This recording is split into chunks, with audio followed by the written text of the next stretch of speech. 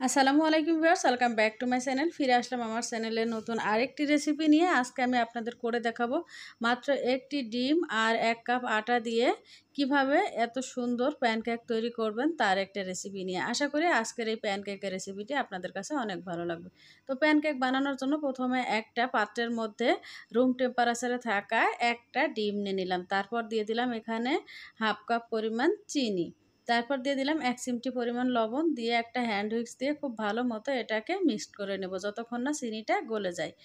তো এভাবে hand whisk দিয়ে ভালোভাবে নাড়তে নাড়তে এই চিনিটা সম্পূর্ণরূপে গলে গেছে। এখন আমি এর মধ্যে দিয়ে দিলাম 3 টেবিল চামচ পরিমাণ রান্নার যে সয়াবিন তেল ব্যবহার করি সেই তেল। তো এখানে তেলটা দেওয়ার পর একটু মিশিয়ে নেওয়ার পর দিয়ে দিলাম হাফ কাপ পরিমাণ দুধ। তো দুধটা আপনারা জাল করে ঠান্ডা করে তারপর ব্যবহার করবেন। তো হাফ কাপ দুধ দিয়ে ভালো করে মিশিয়ে নেওয়ার পর এখন আমি দিয়ে দিলাম 1 কাপ পরিমাণ আটা। যে আটাতে আমরা নর্মালি রুটি বানিয়ে থাকি সেই আটাটা এখানে ব্যবহার করেছি। তারপর দিয়ে দিলাম এখানে 1 চা চামচ পরিমাণ বেকিং পাউডার। তো বেকিং পাউডার আর আটাটা দিয়ে খুব ভালো করে মিক্সড করে নেব যাতে একটা স্মুথ ব্যাটার তৈরি হয়। তো আমার প্যানকেকের জন্য ব্যাটারটা কিন্তু পুরোপুরি রেডি। এখন আমি প্যানকেকটা বানিয়ে দেখাবো। তো ঠিক এই পর্যায়ে আমি এর মধ্যে একটু লেবুর রস দিয়ে দিলাম। এতে করে বেকিং পাউডারের সাথে এই লেবুর রসটা মিশে একটা সুন্দর বাবল সৃষ্টি হবে এবং প্যানকেকের মধ্যে যে ডিমের যে একটা গন্ধ সেটাও থাকবে না, অর্থাৎ খুব সুন্দর একটা ঘ্রাণ আসবে। আবার কেউ চাইলে ভ্যানিলা এসেন্সও দিতে পারেন।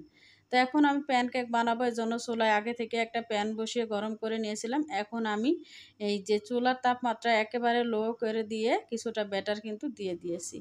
তো দিয়ে কিছু সময় অপেক্ষা করব যতক্ষণ না একটু বাবল তৈরি হয়। তো উপরে যখন দেখবেন যে একটু বাবল সৃষ্টি হয়েছে, অর্থাৎ একটু ফোঁটা ফোঁটা হয়ে যাচ্ছে, তখন এটাকে আলতোভাবে উল্টে দিবেন। তাহলে দেখবেন যে দুই পাশে কালারটা খুব সুন্দর আসবে। তো কেকের ব্যাটারটার যদি ঠিক মতো হয় তাহলে দেখবেন যে প্যানকেকগুলো এমনিতে খুব সুন্দর হবে। তারপর চুলার আঁচটা একেবারে লো করে দিয়ে আপনারা প্যানকেকগুলো তৈরি করে নেবেন, অর্থাৎ পরিমাণ মতো ব্যাটার দিয়ে নেবেন, তারপর উল্টে দিবেন, তারপর দুই পাশটা খুব সুন্দর মতো হয়ে গেলেই নামিয়ে ফেলবেন, তাহলে হয়ে যাবে এই সুন্দর প্যানকেকগুলো। তো দেখেন ভিউয়ার্স, আমার কিন্তু 1 কাপ আটা আর একটা ডিম দিয়ে এমন বড় বড় সাইজের 8 পিস প্যানকেক হয়েছে। আর এই প্যানকেকগুলো কিন্তু খুবই সুন্দর হয়েছে। তো প্রথমটা হয়তো একটু আঁকাবাঁকা হয়েছে। আমি বেশি আবার ভিডিও আপনাদেরকে করে দেখাইনি। প্রথমটা দেখিয়েছি, কিন্তু পরেরগুলো আমার আরও বেশি সুন্দর হয়েছে। অর্থাৎ পরেরগুলোর দুই পাশটাই খুব সুন্দর হয়েছে। তো আপনারাও চেষ্টা করবেন যে যখনই একটু বাবল তৈরি হবে তখনই এটাকে উল্টে দিবেন। তাহলে ঠিক দুই পাশটা এমন হবে। দেখেন আমার এই কেকটা কতটা সুন্দর হয়েছে।